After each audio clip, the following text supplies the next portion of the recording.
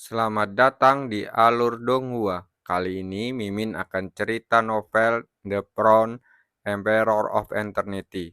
Sebelum mendengarkan, jangan lupa subscribe, like, komen, dan share ya, biar Mimin tambah semangat.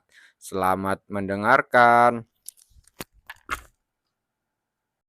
Melanjutkan episode sebelumnya, mendengar tawa Julier, Master Yun tiba-tiba tertegun sejenak, dan kemudian ekspresi ngeri muncul di matanya.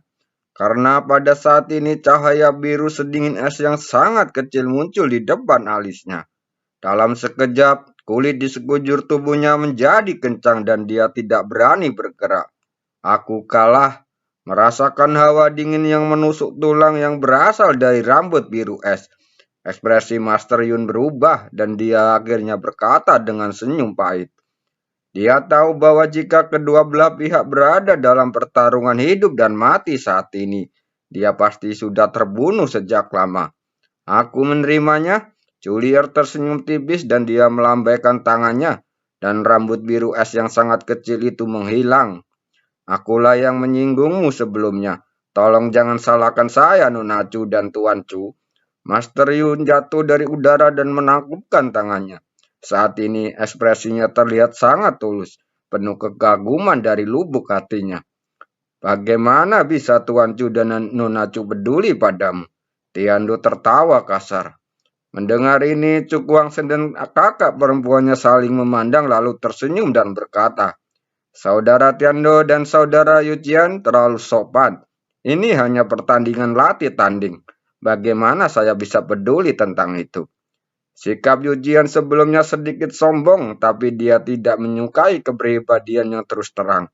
Jadi bagaimana bisa cukup pelit untuk menyimpan dendam? Karena kedua belah pihak tidak keberatan, ayo berangkat.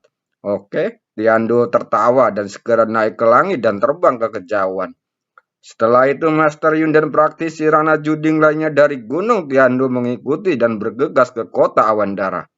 Ayo pergi juga. Cukuang Seng melambaikan tangannya dan cahaya spiritual di bawah kakinya mengembun, berubah menjadi kuali Yuanding dan membawanya dan dengan cepat menyapu ke depan. Melihat ini Julier langsung mengikutinya.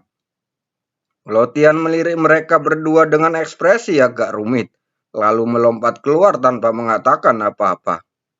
Di luar kota es dan salju, sosok-sosok bergegas keluar seperti kilat dan akhirnya menghilang di kejauhan.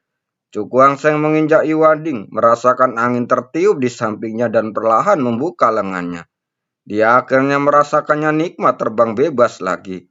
Tunggu saja, suatu saat aku akan menerobos 10 tempat. Cukuang Seng mengangkat kepalanya dan melihat ke jarak yang tidak diketahui. Cahaya dingin tiba-tiba muncul di matanya. Segera dia mengaktifkan Yuangding di bawah kakinya dan bergegas maju dan kecepatan yang lebih cepat. Kota Awan Darah ini adalah kota kecil yang terletak di perbatasan alam iblis hitam. Dari kejauhan tidak ada yang aneh dengannya. Hanya ketika mendekat Anda dapat melihat bahwa ada lapisan kabut tipis yang menutupi kota itu. Dan kabut itu berwarna merah darah dan aura darah yang tidak nyaman merasuki seluruh tubuh.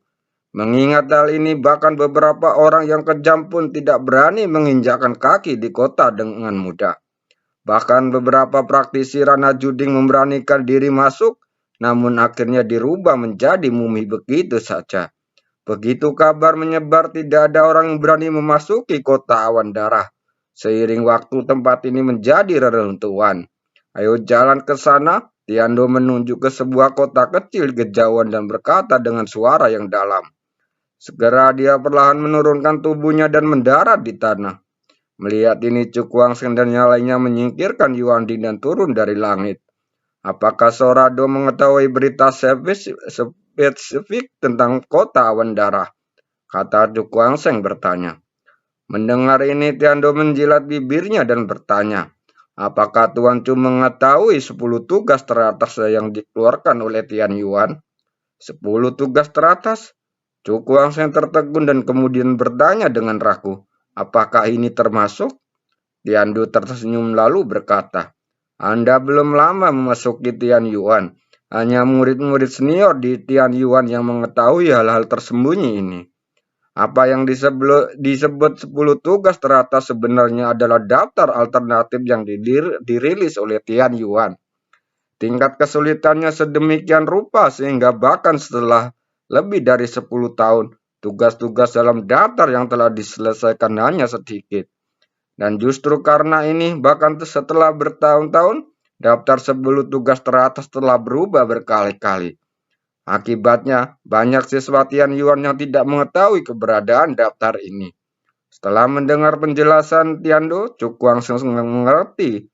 Matanya berkedip dan dia bertanya, apakah kota awan darah ini terkait dengan 10 tugas teratas? Betul, Tiando mengangguk dan berkata, kota awan darah berada di peringkat ke-9 dalam 10 tugas teratas. Seseorang belum ada yang menyelesaikannya. Cukup Hangzheng terkejut. Tugas di kota awan darah ini sangat sulit, sehingga tidak ada seorang pun murid Tian Yuan tempat berkumpulnya para jenius yang dapat menyelesaikannya. Hahaha, misi untuk masuk ke dalam datar tertentu saja sangat sulit. Dan untuk menyelesaikan misi kota awan darah ini, misi tersebut harus melenyapkan kota awan darah sepenuhnya, kata Tiando. Mendengar ini Chu Guangsheng terkejut. Untuk tempat berbahaya seperti kota awan darah ini, sangat sulit menyelamatkan nyawa seseorang, apalagi memberantas sepenuhnya. Melihat terkejutan di matanya, Tiando melanjutkan, agak sulit tapi hadiah untuk menyelesaikan tugas ini juga sangat besar. Dan Anda bisa mendapatkan 2 juta poin pembasmi iblis. 2 juta? Chu Guangsheng menarik nafas dan ekspresinya menjadi terkejut. Dia telah bekerja keras untuk menabung sampai sekarang, tapi dia hanya memiliki kurang dari 200.000 poin pembunuh iblis. Dan sekarang itu hanya sebuah misi, hadiahnya telah mencapai 2 juta poin pembasmi iblis. Hahaha, saya tidak tahu banyak tentang informasi detail di kota awan darah. Namun, dapat dinilai dari informasi yang terpisah-pisah bahwa tampaknya ada konspirasi keluarga Hui yang tersembunyi di kota awan darah. Di akhir kata-katanya, ekspresi Tiando menjadi sangat serius. Mungkin karena itulah tidak ada seorang pun yang mampu menyelesaikan tugas ini di kota awan darah ini. Pupil Chu Guangsheng nyempit mendengar arti kata-kata Tiando. Sampai sekarang belum ada yang mampu membasmi kota awan darah ini karena keluarga Hui diam-diam melindungi kota awan darah ini. Konspirasi apa yang tersembunyi? Dia menahan keterkejutan batinnya dan melambaikan tangannya ke arah awan darah. Tiando tersenyum lalu diikuti oleh Julier dan yang lainnya. Sepanjang jalan mereka tidak pernah melihat satu sosok pun. Segala sesuatu di sekitar kota tampak sangat sunyi dan bahkan jejak binatang buas pun tidak ada. Jadi hati-hati, merasakan aura aneh yang menyelimuti dirinya, Chu Guangsheng menarik nafas dan berkata dengan suara yang dalam. Mendengar ini semua orang mengangguk. Suasana di kota awan darah memang terlalu aneh. Dalam satu baris satu orang mendekati ruang lingkup kota awan darah dan memasuki kabut darah. Ekspresi semua orang tiba-tiba berubah dan mata merah segera muncul di matanya. Apa yang terjadi? Tiando tampak muram. Ada sesuatu dalam kabut darah ini yang mengganggu pikiran semua orang, kata Chu Guangsheng dengan suara yang dalam. Kemudian dengan sebuah pemikiran di benaknya, seberkas cahaya mengalir melalui meridian di tubuhnya, memaksa setetes darah merah keluar dari ujung jarinya. Setelah mengeluarkan butiran darah, dia segera menggunakan jarinya untuk menembakkan cahaya perak ke tubuh semua orang. Tubuh semua orang gemetar, lalu darah di mata mereka berangsur-angsur memudar dan perlahan kembali normal. Kekuatan badai ruang semu. Mata Tiando bersinar dan dia menatap Chu Guangsheng dengan ekspresi aneh. Sebagai tanggapan, Chu Guangsheng hanya tersenyum dan tidak menjelaskan apapun. Ayo pergi, dia melambai. Setelah mendengar ini, kelompok itu terus berjalan menuju kota. Ketika semakin dekat, kabut darah yang kaya dan menyengat menjadi lebih tebal. Dari kejauhan, tampak seperti genangan darah yang melayang di udara yang menyeramkan.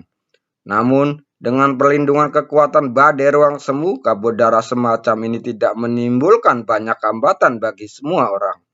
Hati-hati, Pada saat ini, ekspresi Cukuang Seng berubah dan dia berteriak dengan suara rendah. Mendengar ini, semua orang segera berhenti dan menatap ke depan dengan mata waspada. Meski kabut darah ini tebal, orang-orang yang hadir semuanya adalah praktisi ranah judi, sehingga mereka secara alami dapat melihat pemandangan di depan dengan jelas. Di pintu masuk kota awan darah ada beberapa sosok berjubah merah berjalan mondar-mandir, seperti menjaga kota awan darah. Apa yang harus kita lakukan? Meski kita dapat menyingkirkan orang-orang ini, itu pasti akan membuat khawatir orang lain di kota dan menyebabkan konsekuensi yang tidak terduga. Tiando menatap sosok berjubah merah itu berkata dengan suara yang dalam, "Biar aku mencoba." Mata Cekuang Seng berbinar dan dia berkata, "Kamu?" Tiando tampak terkejut dan menatapnya dengan sedikit kebingungan. Mendengar ini Cekuang Seng tersenyum lembut, lalu tubuhnya sedikit gemetar dan menghilang seketika. Saat berikutnya semua orang terkejut melihat Cukuang Seng muncul 100 kaki jauhnya. Teknik tubuh hantu Meng Wuhen. Melihat pemandangan ini Tiando berkata dengan ekspresi kaget di wajahnya. Dia secara alami tahu tentang gerakan seni bela diri yang aneh ini. Dan dia juga memahami kesulitan dalam pengembangannya. Meskipun Meng Wuhen telah mempelajarinya selama bertahun-tahun, ia tidak pernah benar-benar menguasainya. Orang ini benar-benar jenius, seru Tiando. Sejak dia tahu Cukuang Seng baru memperoleh teknik ini selama lebih dari sebulan. Namun meski begitu, dia masih bisa mempraktekkan teknik tubuh roh hantu sampai saat ini. Sementara dia terkejut, Cukuang Seng melambaikan telapak tangannya berulang kali, meninggalkan bekas darah di leher beberapa pria berjubah merah, benar-benar menghilangkan vitalitasnya. Sebagian besar dari orang-orang ini berada di alam Tongme tingkat ke-9. Begitu mereka didekati, mereka dapat dibunuh dalam sekejap. Setelah menyingkirkan beberapa pria berjubah merah, Cukuang Seng melambaikan tangannya ke belakang dan meminta Tiando dan yang lainnya untuk datang. Melihat ini, Tiando dan Culier memimpin yang lain dan bergegas dengan cepat. Pencapaian saudara Ju dalam seni bela diri sungguh luar biasa. Tiando memandang Cukuang Seng dari atas ke bawah saat berkata. Mendengar ini Cukuang Seng tersenyum dan tidak memikirkan hal lain-lain. Sebaliknya dia menunjuk ke beberapa pria berjubah merah dan bertanya, "Saudara Tiando, apakah Anda tahu asal-usul orang ini?" Tiando mengangguk dan berkata, "Jika tebakan saya benar, orang-orang ini seharusnya adalah murid darah di kota awan darah, termasuk orang-orang tingkat terendah." Murid darah? Cukuang Seng mengangkat alisnya. Dari dua kata ini dia samar-samar merasakan arti khusus. Melihat ini Tiando tersenyum dan berkata, "Semua orang di kota awan darah memiliki level, yaitu murid darah, jenderal darah, raja darah, dan akhirnya kaisar mayat hidup." Cukuang Seng langsung terkejut ketika dia mendengar gelar yang sama sekali berbeda ini. Mengapa orang dengan level tertinggi di kota awan darah ini memiliki gelar yang berbeda dari yang lain? Aku tidak tahu alasan spesifiknya, karena tidak ada pernah yang melihat kaisar mayat hidup di kota awan darah. Dan bahkan raja darah tingkat kedua pun jarang muncul, kata Tiando dengan ragu. Tempat yang aneh, Cukuang Seng bergumam lalu berjalan ke kota awan darah. Begitu mereka memasuki kota, bau darah yang menyengat menjadi lebih kuat. Jika mereka tidak berada di alam 9 kuali, akan sulit bagi mereka untuk bergerak maju. Semuanya hati-hati, Cukuang Seng berbalik dan berteriak.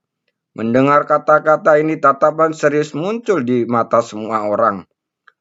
Berada di kota awan darah, mereka merasakan suasana yang sangat menindas sepanjang waktu, menyelimuti hati mereka. Berhenti saat orang-orang secara bertahap memasuki kota awan darah.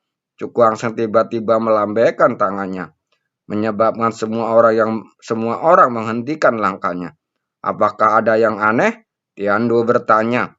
Cukuang Seng mengangguk lalu menuju ke suatu tempat dan berkata, "Ada gerakan di ruangan sebelah sumur pahit."